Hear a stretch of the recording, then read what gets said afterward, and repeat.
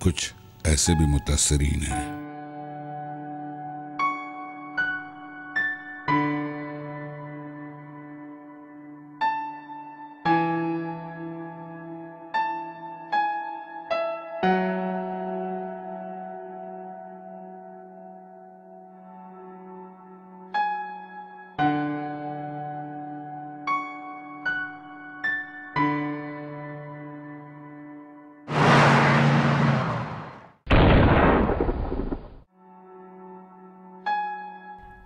जुलाई सन 2010 बवक्त सुबह 9:30 जब सूबा खैबर पख्तूनख्वा में मोमिन एजेंसी के सब डिवीजन यकागुन में 2 खुदकुश धमाकों में 6 सिक्योरिटी एहलकारों समेत 90 अफराद शहीद और 140 से जायद जख्मी हो जाते हैं। इन जोरदार धमाकों से यकागुन बाजार की 80 के करीब दुकानें तबाह, जबकि 50 से जायद घरों की छतें उड़ गईं और बैरून शहर राबिते के सारे निज़ाम दरहम बरहम हो गए। यकागुन जेल की दीवार गिरने से 35 के करीब कैदियों ने राह फरार इख्तियार की और बताया जाता है कि उनमें से बेशतर कैदी खतरनाक भी थे। 80 से जायद जख्मियों को पेशावर मुंतकिल किया गया। जाँ बाक होने वालों में एक ही खानदान के 10 अफराद भी शामिल थे। 9 जुलाई सन 2010 को पॉलिटिकल एजेंट मोमिन एजेंसी के दफ्तर के सामने इंतजामिया ने अंबारा अमन कमेटी का जरगा बुलाया था। उस दौरान मोटरसाइकिल सवार ने खुद को धमाके से उड़ा दिया, जबकि उसी दौरान बारूद से भरी कार सवार ने बाजार में धमाका कर दिया। यकायक पूरा बाजार मुकम्मल तौर पर खंडर में तब्दील हो गया। इन खौफनाक धमाकों के नतीजे में खासादार फोर्स के 4 एहलकार, लेवी फोर्स के 2 एहलकार, अमन कमेटी के 2 रजाकार समेत 63 अफराद शहीद और 140 के करीब जख्मी हो गए। शदीद धमाके में यकागुन जेल की दीवार मुनहदिम हो गई। 80 से जायद जख्मियों को लेडी रीडिंग अस्पताल पेशावर मुंतकिल किया गया। कहा जाता है कि धमाके के वक्त लोगों की बड़ी तादाद माजूर अफराद के लिए तकसीम की जाने वाली व्हील चेयर के हुसूल के लिए लाइन में खड़े थे। वो भी उस धमाके की जद में आ गए। धमाके के बाद सिक्योरिटी फोर्सेस और पुलिस ने इलाके को घेरे में ले लिया और सर्च ऑपरेशन शुरू कर दिया, ताहम कोई गिरफ्तारी अमल में नहीं आई। हस्ब साबिक एक इंक्वायरी, कीमती जानों के ज़िया पर शदीद गम गुस्सा, रंज और अफसोस, और इसके बाद एक फाइल हमेशा के लिए बंद। मगर दरवाज़ा खुलता है एक ऐसे घर का जहां धमाके से कबल बच्चों की हंसी थी। अब सोगवारी का राज है और घर के बच जाने वाले मकीनों के दिलों में बहुत कुछ खो जाने का एहसास।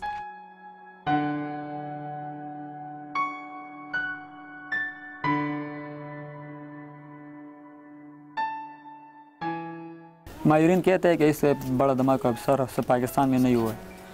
जब हम उनके घर आए तो हर वक्त रोते हैं, इफ्तिखार को याद करती है, बहुत मिस करती है उनको। हर घर में मातम, दुख, रोना की आवाज़ आएगा। तुम जहाँ भी जाओगे आपको तकलीफ़, मजदूरी का आवाज़, गम का आवाज़ नज़र आएगा। जब छत गिरी हुस्ना को जब निकाला तो उसके हाथ में मेहंदी का पैकेट था और हसीना के हाथ में टॉफियाँ थी। एक क़यामत सुग़रा बपा हो गई जब धमाके के बायस 50 से जायद घरों की छतें गिर गईं। उनमें से एक घर 8 साला उबैदुल्लाह का भी है। उबैदुल्लाह की नानी गौहरू बीबी तमाम बच्चों में अपने खोए हुए उबैद को तलाश करती है। मासूम उबैदुल्लाह को 3 दिन बाद मलबे से निकाला गया। बाकी शहीद होने वालों में 2 कमसिन बहनें, 3 साला हुस्ना और 1.5 साला हसीना, 21 साला ज़हीन तालिब इल्म अनवर ज़ेब, 25 साला शबाना, 5 साला अनीला, 30 साला अब्दुल कादिर, 10 माह की हिजाब फातिमा, 22 साला अब्दुल वारिस और 40 साला अंसर गुल शामिल थे। और अगर नज़र दौड़ाएं शहीद इफ्तिखार अहमद के घर पर, तो वहाँ शहीद की माँ नूदिया शेर अफजल और वालिद शेर अफजल उदास और सोगवार नजर आते हैं। वो देखते ही देखते पैदा होकर बड़ा हुआ और शहीद भी हो गया। बड़ा नेक बच्चा था, उसके अमाल नेक थे, इंतहाई खूबियों का मालिक था। उस दिन उसे होटल जाने की जल्दी थी। मैं उसकी तैयारी पर हैरान भी थी और परेशान भी। جس وقت دھماکہ ہوا تو میں گھر پر ہی تھی۔ اس دن مجھے وسوسے اور اندیشے گھیرے ہوئے تھے، دل بہت گھبرا رہا تھا۔ بس صبح صبح خبر ملی بازار میں دھماکہ ہوا ہے، میں اور پریشان ہو گئی، اس لیے کہ میرا بیٹا افتخار، میرا داماد نور خان اور میرا شوہر وہ تینوں اسی بازار میں موجود تھے۔ پھر مجھے پتہ چلا کہ افتخار کے والد شیر افضل شدید زخمی ہوئے ہیں، اور نور خان بھی اور افتخار بھی، کیونکہ دھماکہ بہت بڑا تھا، پورا بازار تباہ ہو گیا تھا اور کئی مکانات گر گئے تھے۔ میں اپنی دکان نما ہوٹل پر بیٹھا تھا۔ میری چائے کی دکان پر اس دن گاہکوں کی تعداد بہت زیادہ تھی۔ صبح 9:15 بجے کا وقت تھا۔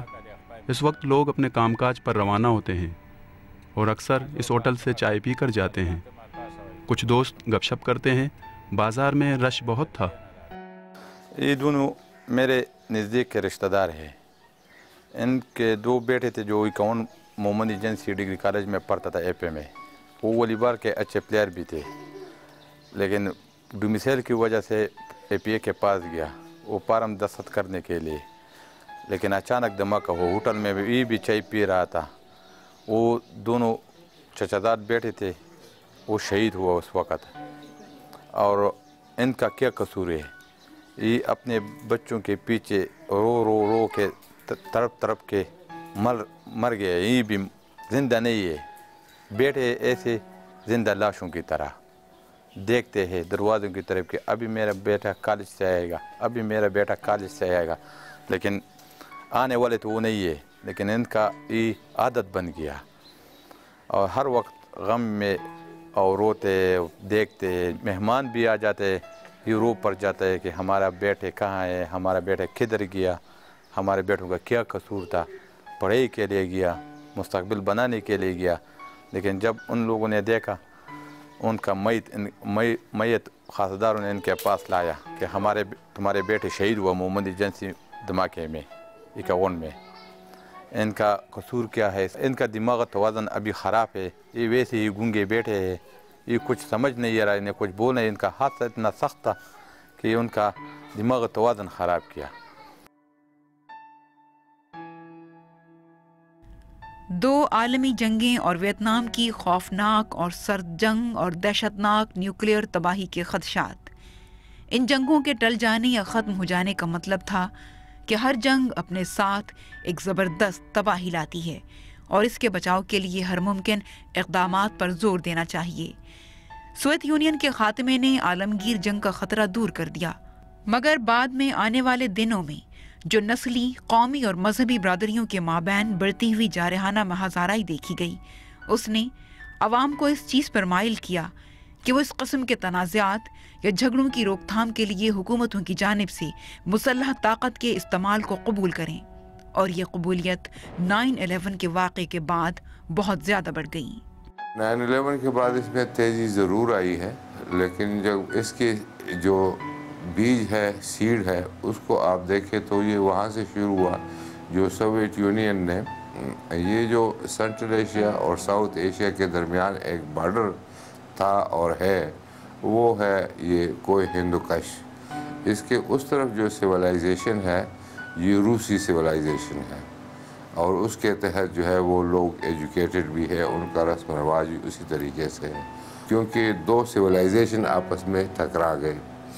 افغانستان کے اندر ایک انتہائی قدیمی قسم کی تاریخ اور وہاں کا تمدن جو ہے وہ اس پہ مبنی ہے۔ جب یہ وہاں پر آئے تو آٹومیٹکلی لوگوں نے اس کے خلاف ایک ریزسٹنس شروع کی، اور اس ریزسٹنس کے نتیجے میں سوویت یونین واپس بلکہ نہ ہوا بلکہ ٹکڑے ٹکڑے ہو گیا۔ یورپ میں جو ہے دیوار برلن گر گیا۔ یہ تمام اسی جنگ کا اور اسی جو اسٹریٹجک امبیلنس ہے اس کی کیفیت تھی۔ یہ سائمہ بی بی ہیں، 3 سالہ حسنہ شہید اور 1.5 سالہ حسینہ شہید کی ماں۔ ان دونوں بچیوں کے شہید ہونے کے بعد سائمہ بے حد افسردہ ہو گئیں۔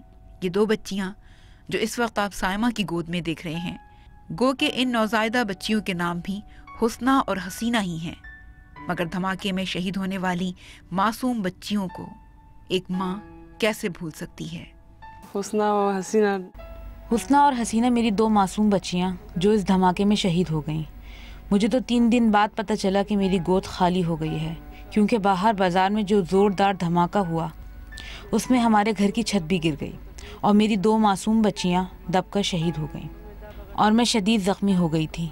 मुझे अस्पताल पहुंचाया गया।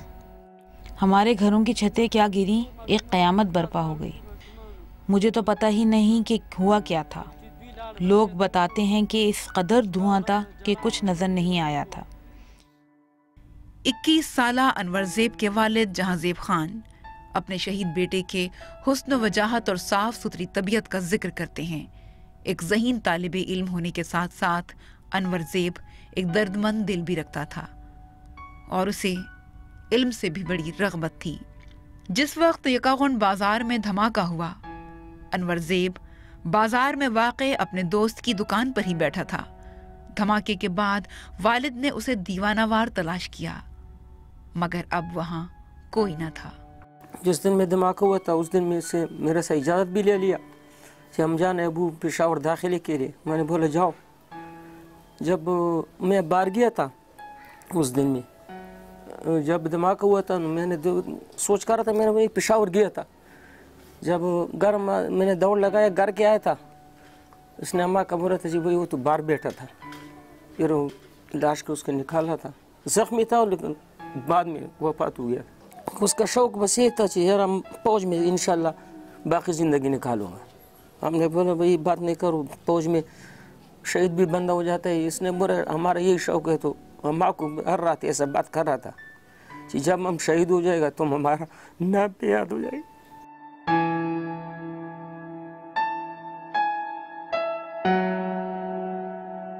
अनवर ज़ेब FA में पढ़ता था।